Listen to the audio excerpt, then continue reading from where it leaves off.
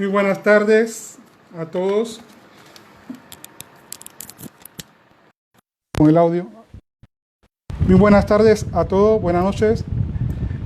Hoy vamos a continuar con lo que es el Congreso Virtual que ha organizado la Federación Iberoamericana de Abogados junto con Global Creación Sin Límite. Y queremos agradecer nosotros la invitación que nos hace el doctor Antonio Layola y su vicepresidente de la FIA, el doctor Paco Morales, para participar de este congreso virtual.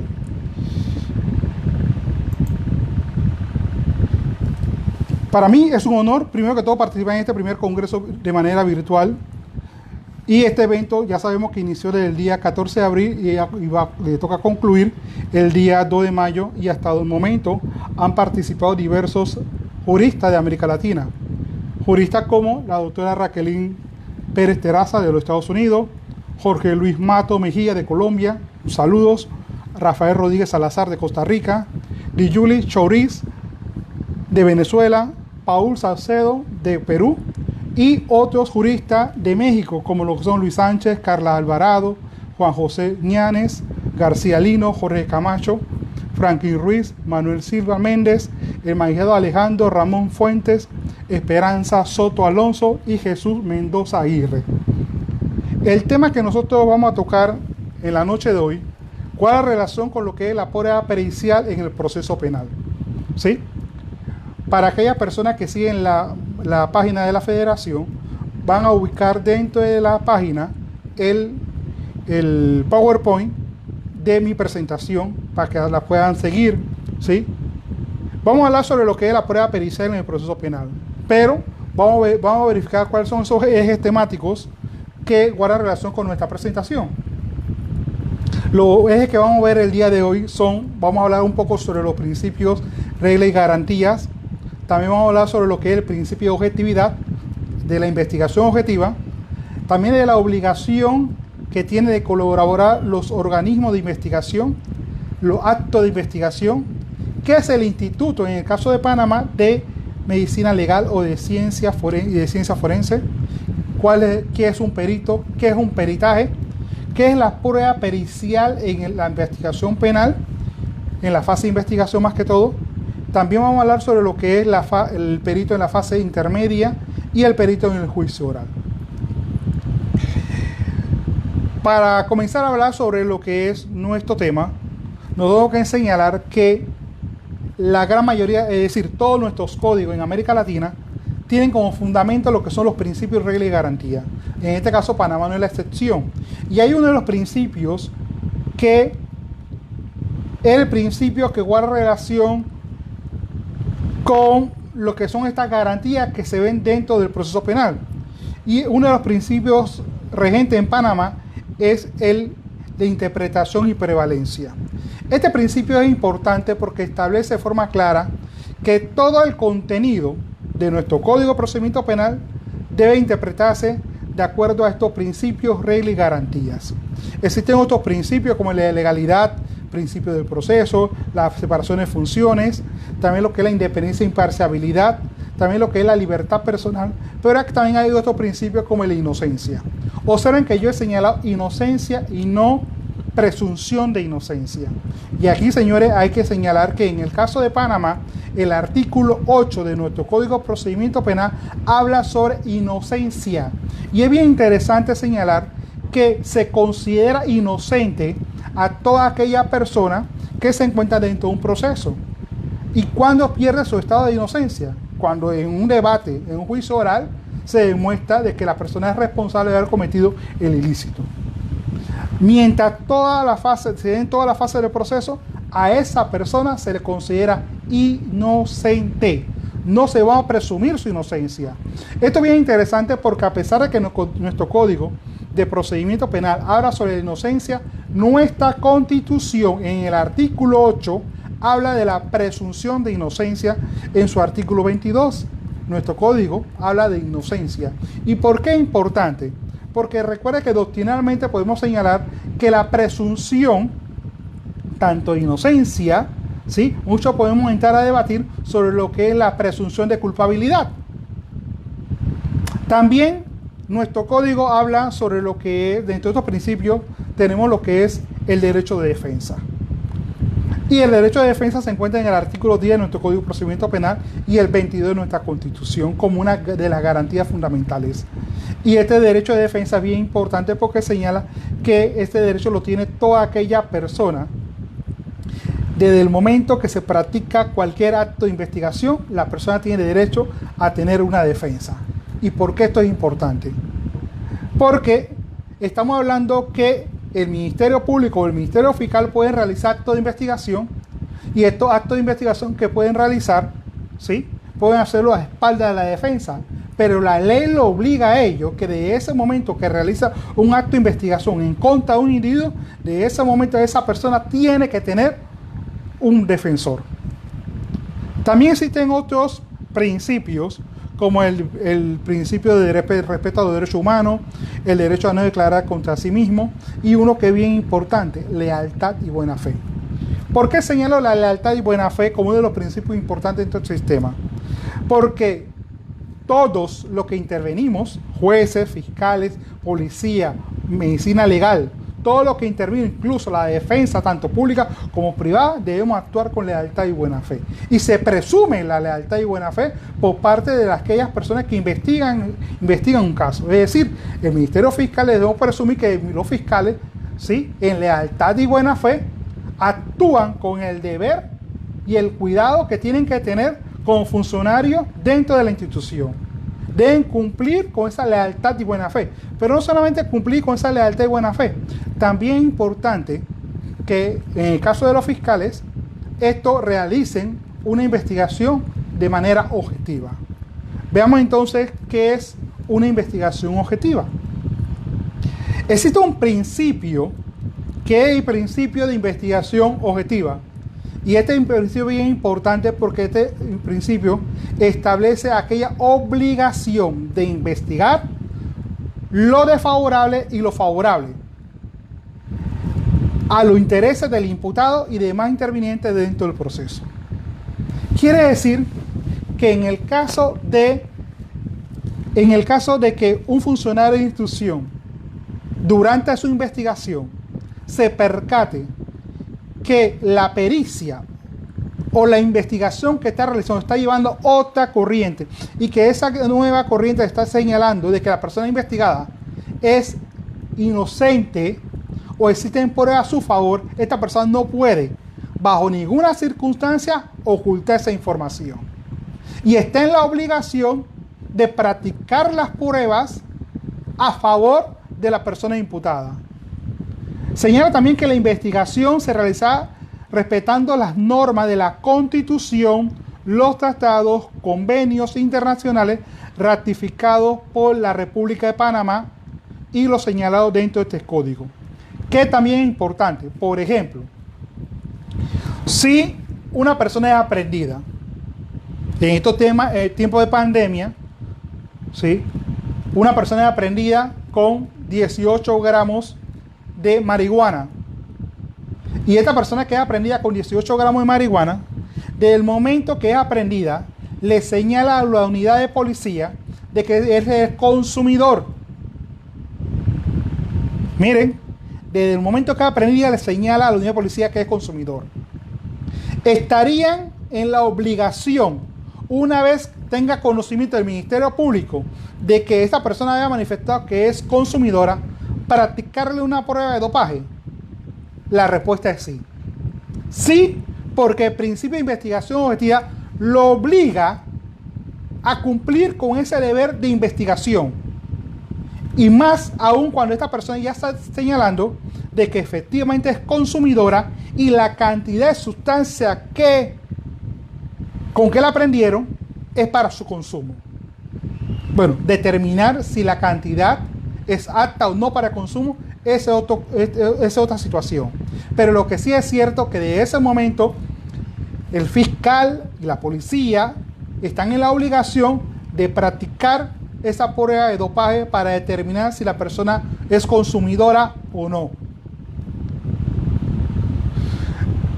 Cuando entonces hablamos de lo que es la investigación objetiva, también podemos señalar que no cabe duda de que la ciencia, a través de la investigación, nos ayuda también a generar nuevos conocimientos, con el objetivo muchas veces de mejorar el bienestar de la propia sociedad y ampliar, entre otras veces, los conocimientos en el mundo que nos rodea.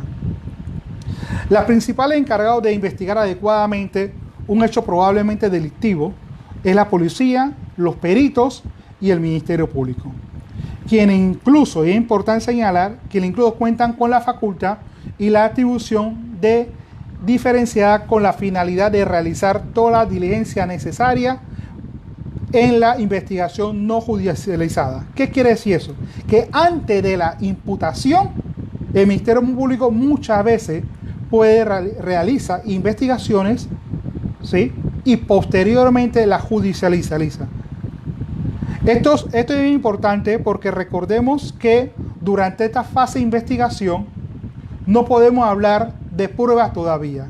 En ese momento todavía estamos hablando de elementos de convicción o elementos o datos que se pueden recabar para la investigación.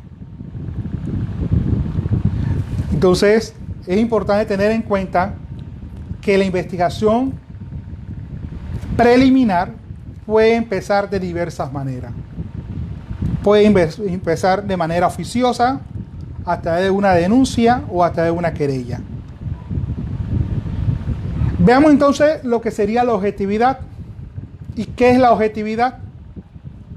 Señalan que los fiscales, así como las instituciones auxiliares de apoyo a la investigación, adecuarán todas sus actuaciones con criterios objetivos, velando por la correcta aplicación de la ley penal. También señala que los requerimientos y las solicitudes deben ser conformes a este criterio, aún a favor del imputado.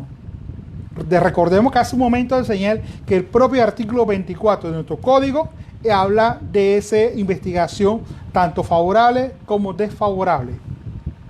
Y es importante tomar en consideración las necesidades y los derechos constituidos también de la víctima dentro del proceso. Es importante también señalar que los agentes del Ministerio Público en ninguna circunstancia no podrán ocultar información o evidencia o prueba a la defensa. Miren, en el caso de Panamá sucede algo bien interesante. En el sistema inquisitivo existía lo que se conoce como la foliatura, es decir, el fiscal le colocaba una numeración a cada foja dentro del expediente. Dentro de este sistema, que es acusatorio garantista, ¿sí?, debemos señalar que no existe esa foliatura. Es decir, el fiscal investiga, tiene una carpeta de investigación que tiene que tener acceso, ¿quién? La defensa. Y también los fiscales tienen la obligación de toda la información que contenga esa carpeta, subirla a una plataforma que yo como defensa tengo la oportunidad de verificar lo que el fiscal está haciendo. Pero esto muchas veces no se da.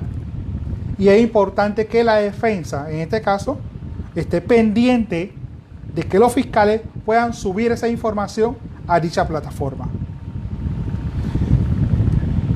Existe una prohibición para el Ministerio Público, existe una prohibición para el fiscal, y esta prohibición guarda relación que no puedan ocultar información de ningún tipo a la defensa. Veamos entonces también lo que establece el objeto de la investigación dentro del proceso penal. Señala que la fase de investigación tiene por objeto procurar, en este caso, la resolución de un conflicto. Y esto es bien interesante porque nuestro Código de Procedimiento Penal, en el caso de Panamá y en la mayoría de los países en América Latina, ¿sí?, ha establecido que antes de llevar un proceso a la vía judicial, es importante establecer si se puede resolver o buscar algún tipo de mecanismo para resolver la situación. Llámese así que en el artículo 201 de nuestro Código de Procedimiento Penal existe un listado de delitos que pueden ser objeto de desistimiento. En Panamá, por regla, primero se imputa el delito, se lleva a la esfera de los métodos alternos de solución de conflicto para ver si se puede resolver a través de una negociación, una mediación, en este caso de una mediación, y que las partes puedan resolver su situación y posteriormente, si esto tiene algún tipo de solución por las partes, entonces el proceso concluye con el desistimiento de la pretensión punitiva. Si las personas no han llegado, si las partes, en este caso la víctima y el imputado, no han llegado a ningún acuerdo, entonces el proceso continúa. También es importante verificar qué es el Instituto de Medicina Legal y Ciencia Forense en Panamá. En Panamá vemos que tenemos un Instituto de Medicina y Ciencia Forense, que la cual yo tengo que señalar lo siguiente. Dentro de esta institución laboran personal de alta calidad, personas comprometidas con la institución. A mí me tocó laborar con ellos en un momento de mi vida cuando era parte del Ministerio Público. Hoy en día soy defensor, ¿sí? Y podemos señalar que el Instituto de Medicina Legal tiene excelentes profesionales, personas comprometidas con la institución y con la investigación también. Pero una de las visiones, de la misión, y esto es bien importante recordar, una de las misiones que tiene el Instituto de Medicina Legal y Ciencia Forense es que es una entidad pública que presta servicio de ciencia forense y asesoría técnica científica. Y tiene como fundamento lo que es fundamentos científicos, la calidad, la objetividad, la transparencia y el respeto a las normas legales y los derechos fundamentales. Veamos que el propio Instituto de Medicina Legal establece ese principio de objetividad. También señala que tiene un personal altamente capacitado, y esta es realidad. El personal del Instituto de Medicina Legal, ya sean los médicos forenses o el personal de criminalística, son personas altamente capacitadas. Y lo que sí es cierto que ellos realizan, puede decirse, una investigación o una pericia objetiva. Vamos a ver cómo esta pericia guarda relación con lo que son las fases del proceso más adelante. Dentro de las funciones que tiene el Instituto de Medicina Legal y Ciencia Forense, uno de los principales es cumplir con las órdenes impartidas por el agente del Ministerio Público. Y esto es bien importante. ¿Por qué? Porque recordemos que es el fiscal quien lleva la investigación. Entonces es importante que el fiscal tenga conocimiento de qué es lo que quiere o cuál es el resultado que quiere de su investigación. Entonces el fiscal es quien le da la orden a los peritos para que los peritos realicen la pericia de acuerdo al caso en concreto. También tienen por objetivo recolectar evidencia y buscar información técnica.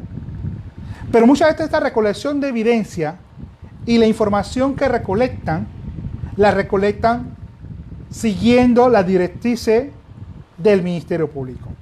Es decir, ellos no tienen la autonomía de decir esto sí, esto no. No. Es el Ministerio Público que le dice, señores, yo necesito que ustedes practiquen X pericia, y esas son las pericias que el perito la investiga. También señala que practicar la experticia requerida y rendir dictamen pericial.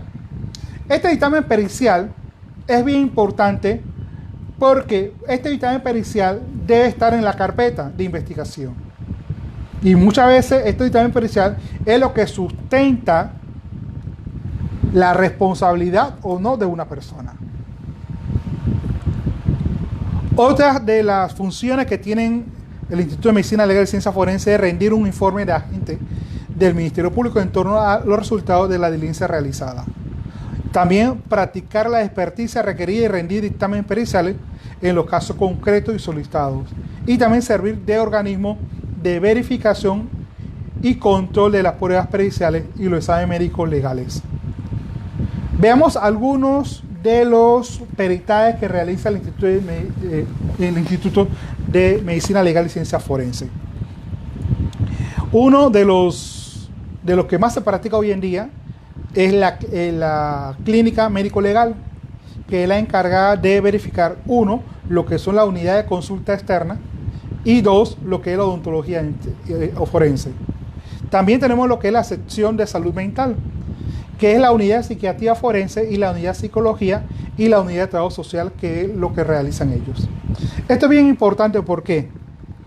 Porque el fiscal o el agente del Ministerio Público es quien debe señalar qué pericia es la que considera él necesaria que se practique para la investigación. Y por eso, en el caso de Panamá, existe un directorio de servicios periciales que usted lo puede consultar. Incluso ese directorio es consulta para todo, tanto para abogados como para el propio Ministerio Público. Y se debe conocer las razones por las cuales quiero practicar esta pericia, ¿sí? También existe lo que es la sección de patología forense. Esta unidad de patología forense es bien interesante porque esta es la unidad que se encarga de establecer las causas de muerte, también de sugerir la manera en que muere la persona, también de que murió la persona, también recolectar los indicios y la evidencia física, como cuáles, como la esquirla, todo lo que tiene que ver con el cuerpo al momento de realizar el examen de patología forense. También lo aporta datos para la identificación de la persona en casos tales que no se pueda reconocer. También documentar los hallazgos descubiertos dentro del cuerpo y determinar con qué causa se dio el deceso. Es decir, aquí se determina también si la causa del deceso se dio por algún accidente, fue provocado por alguna asfixia, por arma blanca, por arma de fuego. Y también es importante la toma de muestra para estudio complementario. Esta toma de muestra es bien interesante.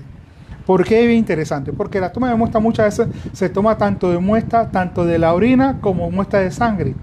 Y se puede determinar si la persona al momento de su deceso, esta persona estaba con algún tipo de sustancia ilícita en su cuerpo, por ejemplo, alcohol, o tenía algún tipo de sustancia como marihuana, cocaína al momento de su deceso. También tenemos lo que es la sección de criminalística de campo.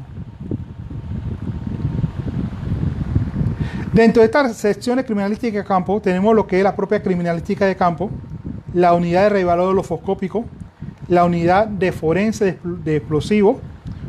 También tenemos la sección de identificación criminal y civil, que es donde se identifica criminalmente a las personas, y también lo que es la unidad de taxología forense. Hay una sección que en lo personal a mí me gusta mucho leer sobre ella y documentarme sobre ella, que es la sección de balística forense. La sección de balística forense, ¿sí?, es la encargada de hacer comparación de los casquillos y de los proyectiles. También de la comparación de la marca de herramientas por medio de microscópicos y del análisis de idoneidad de las armas.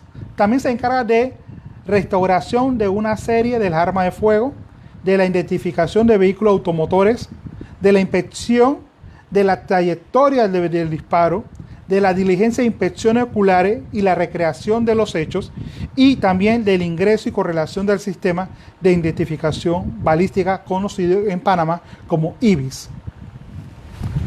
¿Por qué balística para mí es importante? Por ejemplo, veamos un caso concreto.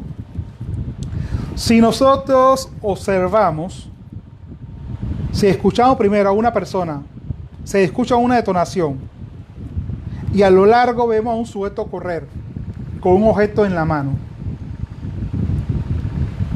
y este sujeto sale corriendo, y al momento de salir corriendo es aprehendido por unidad de policía, pero el objeto que tenía en la mano lo arroja. Nadie puede determinar qué objeto era.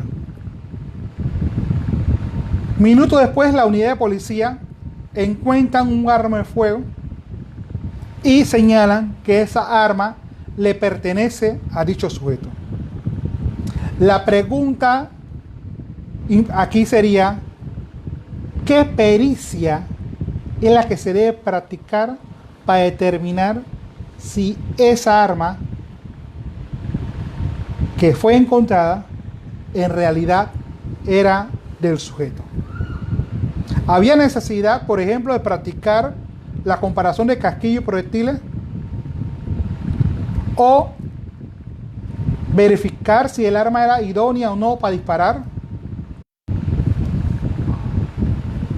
Aquí, para mi concepto, hay otras pericias que se deben practicar, como la pericia de residuo de disparo, recolección de residuos de disparo.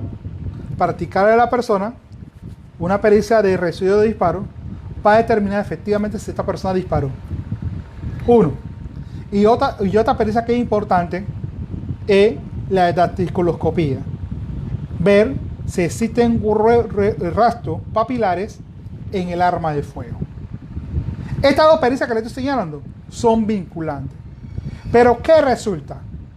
Resulta que muchas veces el Ministerio Fiscal no practica estas pruebas. Recordemos que les señalé a su momento que nadie vio el objeto que arrojó el sujeto. Así que no se puede determinar si él arrojó una arma de fuego o no. Entonces, en este caso, es importante de practicar la prueba de residuo de disparo y la prueba de dactiloscopía o de rastros papilares. Estas dos pruebas son vinculantes. Si no se practican, entonces el tema es debatir en juicio efectivamente si de manera objetiva el Ministerio Público practicó la pericia necesaria para determinar la vinculación del sujeto con esa arma de fuego.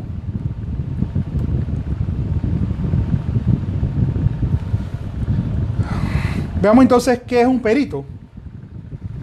Perito se puede decir que es aquella persona reconocida como una fuente confiable y en cuya determinada tema, técnica o habilidad. Es la persona que tiene conocimiento en alguna técnica o habilidad y cuya capacidad para juzgar o decidir de forma correcta, equilibrada e inteligente si le confiere la autoridad el estatus para sus pares o por el público en una materia específica. ¿Qué es un peritaje? Un peritaje es el informe creado y expuesto por un profesional, en este caso por un perito, y comúnmente responde a algunas preguntas planteadas para determinación de, en este caso, de la investigación. En el caso de la prueba pericial, en la investigación penal, tengo que señalar lo siguiente. En la fase de investigación o en la investigación penal, recordemos que durante la fase de investigación penal, nosotros no podemos llamar prueba a la pericia realizada por el perito, porque no se le considera prueba aún. Se le puede considerar elemento de convicción. Prueba no, sino elemento de convicción. ¿Cuándo se convierte en prueba? Se convierte en prueba en el debate que se hace en el juicio oral. Antes de eso, se debe considerar elemento de convicción. Y lo importante de la prueba pericial durante la fase es que aún no se tiene como prueba y se considera como elemento de convicción, y esta puede ser practicada antes de la formulación de imputación y después de formular la imputación. Y esto es bien importante, porque muchas veces recordemos que la investigación inicia de manera oficiosa. Si inicia de manera oficiosa o hasta de una denuncia, hay un periodo que el Ministerio Público puede investigar sin que se dé esa famosa formulación de imputación. Pero cuando se da esa formulación de imputación, ¿sí?, entonces comienza a correr el término de investigación. En el caso de Panamá, el término de investigación son 6 meses y puede ampliarse hasta este año cuando se considera causa compleja por la cantidad de delitos o por la cantidad de personas imputadas. También señalamos que dentro de la fase intermedia, ¿sí?, aquí el debate es otro. Recordemos que dentro de esa fase de investigación el fiscal debe tratar de realizar a través de los peritos del Instituto de Medicina Legal toda la pericia que considere necesaria para esa investigación. Pero una vez concluida la investigación, en el caso de Panamá, viene lo que es la fase intermedia. Y esta fase intermedia es bien interesante. ¿Por qué? Porque es la fase que habla sobre el debate de admisión o no de pruebas. Y aquí el debate está en que el fiscal tiene que debatir sobre la pertinencia, conducencia y la necesidad de practicar esa pericia en el juicio oral. En el caso de que sea yo como defensa particular o pública que quiera llevar un perito, tengo que establecer la idoneidad del perito de la fase intermedia para poder llevarlo a juicio. Y también tengo que debatir sobre esa pertinencia, conducencia y necesidad de la prueba. En el caso del perito en el juicio, aquí es mucho más interesante todavía el debate. Porque el debate, aquí lo que se da en el juicio oral, es que el perito aquí sustenta su informe pericial. Pero la pregunta obligatoria es, ¿cómo se introduce la pericia al juicio oral? ¿O quién la introduce? ¿La introduce el perito? ¿O la introduce el primer interviniente? Veamos un ejemplo. En el caso tal de que se hayan recolectado casquillos en una escena, o esquirlas en una escena, y esas esquirlas fueron levantadas por un perito de criminalística de campo, le correspondería al perito de criminalística de campo o al perito balístico introducir la prueba. En este caso sería entonces al perito de campo, porque él fue que hizo el levantamiento de los indicios. Una vez introducido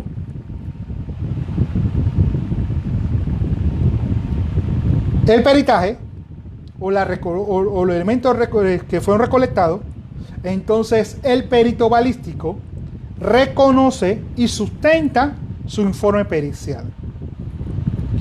Se establece que los informes periciales, los peritos deben establecer de manera oral sus conclusiones en el juicio.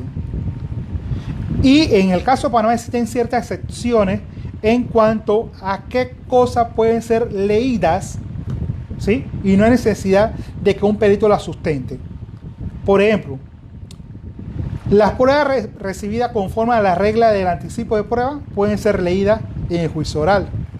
También los informes periciales de ADN, alcoholemia y de droga, salvo intervinientes que estimen que es imprescindible la concurrencia del perito al juicio. También las declaraciones de los coimputados que se encuentren en rebeldía. También las pruebas documentales como los certificados, la acta, los reconocimientos, los registros o las inspecciones. Y también la lectura de los elementos esenciales de las pruebas que pueden ser renunciados o no pueden omitirse, y aún con acuerdo de las partes. Es importante también señalar que en esta fase, una vez que el perito entra a sustentar su pericia, entonces pasa algo interesante. Pasa que el perito es sometido a interrogatorio y posteriormente a un contrainterrogatorio. Entonces aquí tenemos que hablar cuáles son estas reglas de interrogar y contrainterrogar en la fase del juicio oral y cuáles son las preguntas permitidas y las no permitidas. Ya sabemos que las reglas en América Latina son las mismas para todos, ¿sí? Al momento de hacer interrogatorio, las preguntas comúnmente son preguntas abiertas, ¿sí?